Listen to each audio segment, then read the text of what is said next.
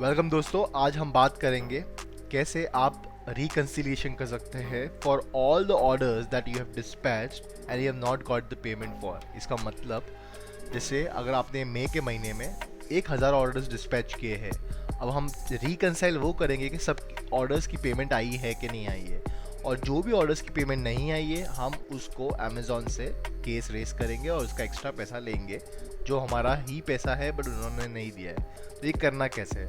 आपको जाना है रिपोर्ट्स में, आपको जाना है फुलफिलमेंट बाय अमेज़ॉन में, आपको जाना है अमेज़ॉन, आपको जाना है ऑल ऑर्डर्स में। ठीक है, ऑल ऑर्डर्स में दबाना है आपको, ये खुल जाएगा। डाउनलोड में जाना है, आपको मई का महीना डालना है यहाँ पे।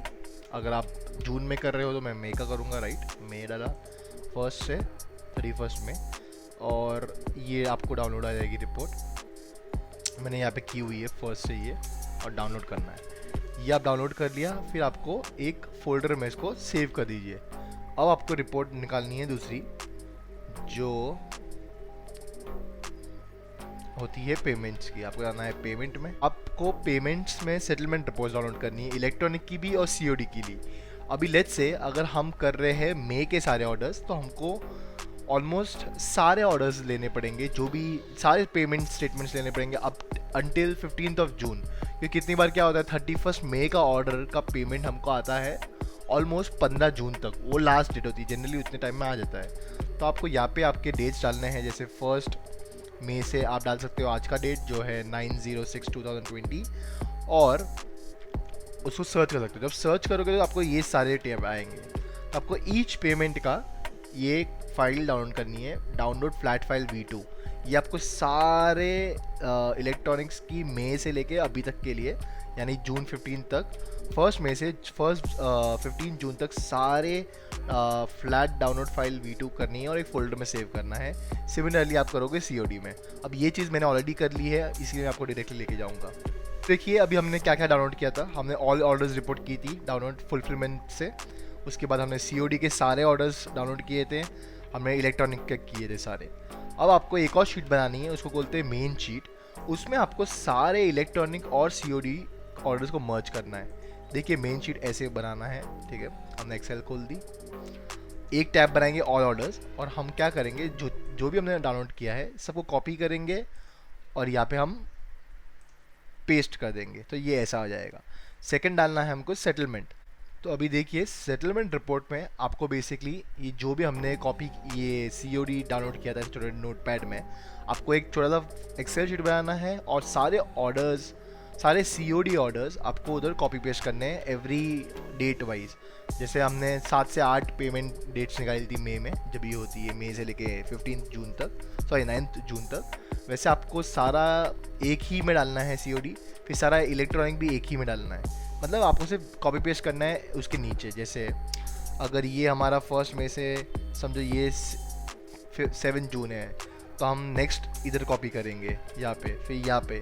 सो एग्जैक्टली यही ऑर्डर में आप कॉपी करते जाओगे तो आपको सारा COD एक ही में मिल जाएगा, सारा इलेक्ट्रॉनिक भी एक में आप ढूंढ लोगे। फिर आपको क्या करना है, सारा कॉपी पेस्ट करना है इधर COD, उसके नीचे एग्जैक्ट आपको कॉपी करना है इलेक्ट्रॉनिक भी, ठीक है। तो ये सारा आपका सेटलमेंट रिपोर्ट एक ही शीट में आ जाएगा। फिर आपको एक और टैब बनाना है, उसको बोलते हैं सेटल्ड ऑर्डर्स, और सेटलमेंट में से आपको सिर्फ एक ही चीज़ फिल्टर करनी है, क्योंकि हम लोग अभी देख रहे हैं ऑर्डर्स के बारे में। तो आपको टाइप में जाना है और सिर्फ ऑर्डर सिलेक्ट करना है, इसको कॉपी करना है और आपको इधर करना है पेस्ट, ठीक है। आपने ये पेस्ट कर लिया तो आपको ये मिल जाएगा एग्जैक्ट टेबल। अब हम करेंगे रिकंसिलिएशन। ध्यान दीजिएगा, बहुत ही इंपॉर्टेंट स्टेप है रिकंसिलिएशन, इसमें ही हम रिकंसाइल करेंगे। तो हम बेसिकली कर क्या रहे हैं, हम ये कर रहे हैं कि जितने भी हमारे ऑर्डर्स हैं, पहले तो हम उसको कॉपी पेस्ट करेंगे और चेक करेंगे उसके अगेंस्ट, वो ऑर्डर आईडी के अगेंस्ट हमको पेमेंट आई है कि नहीं आई है, राइट। तो लेट्स से मैं इसको कॉपी करूँगा, मैं रिकंसाइल में जाऊँगा, मैं इसको पेस्ट कर दूँगा। उसके बाद मैं इधर एक और कॉलम इंसर्ट कर दूँगा ऑर्डर आईडी के अगेंस्ट, ठीक है। और मैं एक वी लुकअप मारूंगा, इसको डाल दूंगा मैच, ठीक है। अब मैं इसको वी लुकअप करूंगा ऑर्डर आईडी को और कॉमा डालूंगा। उसके बाद मैं जाऊंगा सेटल्ड ऑर्डर्स में और यही ऑर्डर आईडी को पकड़ूंगा और इधर कॉलम सेकंड सिलेक्ट कर लूँगा, पूरा सिलेक्ट किया, फिर मैंने डालूँगा कंट्रोल F4 कॉमा 2 कॉमा 0 और एंटर, और इसको ड्रैग कर लूँगा एंड तक।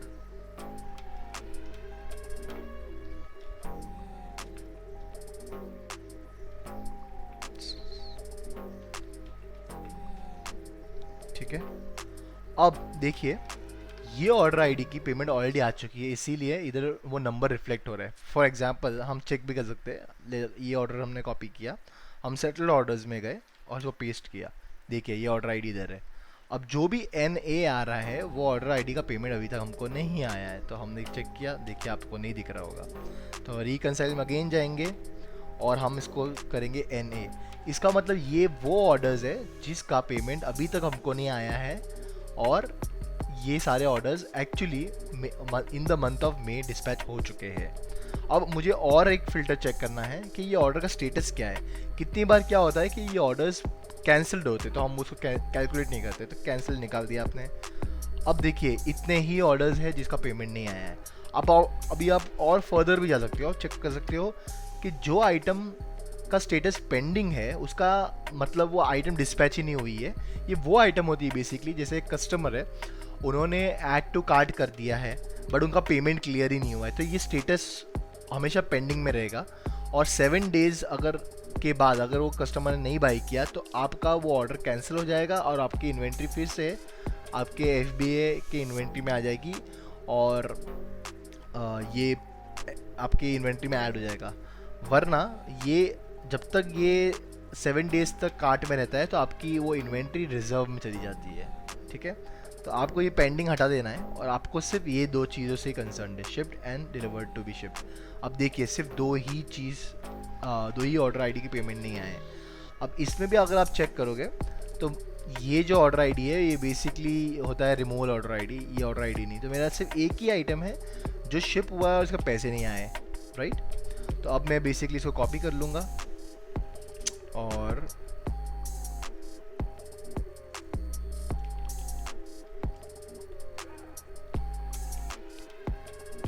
सो बेसिकली मैं इसको अभी कॉपी कर लूँगा और इसको मैं एक और शीट बना दूँगा क्लेम करके, और इसको मैं इधर पेस्ट कर दूँगा। सो बेसिकली मैं अभी अमेज़ॉन के पास जाऊँगा और उनको बोलूँगा देखिए मेरे पास ये ऑर्डर आईडी है जिसका पेमेंट अभी तक मुझे नहीं आया है और मुझे इसका रीइंबर्समेंट चाहिए, या तो मुझे इसका पेमेंट चाहिए कि मुझे पेमेंट क्यों नहीं आया है। तो वो आपको अप्रोप्रिएट रिप्लाई कर देंगे कि क्यों नहीं आया है, और अगर रियल में कोई इशू नहीं होगा तो आपको पेमेंट कर देंगे। अब आपको केयरफुल ये होना है कि जो भी इनकी परचेज डेट होती है उससे 45 डेज़ के अंदर आपको अमेज़ॉन पेमेंट करना चाहिए, ये अमेज़ॉन की पॉलिसी है। तो आप क्या करोगे, आप बेसिकली ये डेट देख सकते हो 05/27, ठीक है, ये इनकी डेट है, मैंने यहाँ से कॉपी की है।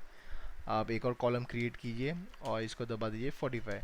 तो आपको मालूम पड़ेगा मुझे 11 जून तक अगर इसकी पेमेंट नहीं आई तो मुझे अमेज़ॉन को रिपोर्ट करना है। जनरली अगर आपको 10 से 12 दिन के अंदर, मतलब जब भी आपका कोई भी डिस्पैच होता है या तो परचेज डेट होती है उसके 10 से 12 दिन के अंदर अगर पेमेंट नहीं आती है तो जनरली अमेज़ॉन में आपको पेमेंट वैसे ही नहीं करने वाला है। अब 45 डेज़ वो खाली ऐसे ही बोलता है, तो आपको बेसिकली 45 डेज़ के बाद ये डेट के पहले आपको ये क्लेम करना है उनसे, और वो आपको बोलेंगे अगर ये डेट के पहले आपने किया तो आपको शायद बोल सकते हैं 11 जून तक रुकने के लिए। 11 जून का अगर आपको नहीं आता है तो आप फिर से उनको एक बार रिमाइंड कीजिए, लेकिन ये आप डेट रिमाइंडर में डाल दीजिए। अगर आपने ये क्लेम 45 डेज के बाद किया तो वो आपको रीइंबर्समेंट नहीं देंगे। इसका बहुत ही ज़्यादा आपको केयरफुल होना पड़ेगा। आई होप गाइज आपको ये वीडियो पसंद आया होगा, बहुत सी वैल्यू मिली होगी, एंड आई होप आप काफ़ी अपने ऑर्डर्स रिकंसाइल कीजिए और देखिए कि कुछ पेमेंट्स आपकी आती है कि नहीं आती है। वन ऑफ माई कस्टमर, उनको ऑलमोस्ट 1 लाख रुपीज़ रिकवर हुए हैं ये टोटल रिकन्सिलिएशन से लेके। सो आपको बहुत ध्यान रखना है, और ये तो हमारा सेकंड पार्ट ऑफ रिकन्सिलिएशन था। आपको मैं आगे और रिकन्सिलिएशन सिखाऊंगा, वेट हैंडलिंग फ़ी, रेफरल फ़ी, डैमेज यूनिट्स का, तो रिमूवल ऑर्डर्स का। तो ये सारी चीज़ें आपको बहुत ही काम आएगी, और आपको एक्चुअली एवरी मंथ करना चाहिए ये सारे, ताकि आपके पैसे किधर भी लूप होल्स में जा नहीं रहे हैं और कोई आपका पैसा बेसिकली वेस्ट नहीं हो रहा है। ठीक है, अभी अब मिलता हूँ मैं आपको अगले वीडियो में।